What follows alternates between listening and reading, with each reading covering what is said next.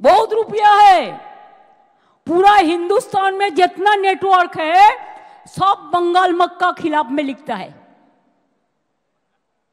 जितना भी IT sector है उसका, वो सब अमित शाह का कंपनी ज्यादा है। ये आप लोग को ध्यान होना चाहिए। उसका इसका साथ बराबर संपर्क है। मैं पहले को भी नाम नहीं लिया उनका, लेकिन अगर होम मिनिस्ट्री खुद कालिदासेर मतो जे गाছে বসে আছে সেই গাছের ডাল যদি ভাঙে তাহলে তো বলতে হবেই ভাই, কিচ্ছু করার নেই। इतना जल्दीबाजी आपका क्यों है? आप तो प्राइम मिनिस्टर कभी नहीं बनेंगे। मोदी जी चला जाने के बाद आप क्या करेंगे?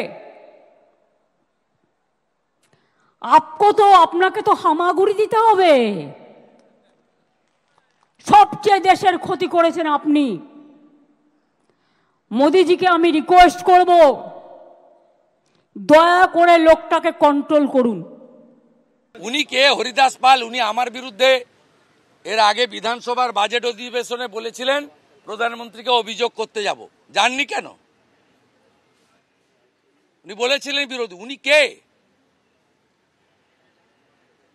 উনি তো একটা কুয়াতে থাকেন। বিজেপি তো সমুদ্র।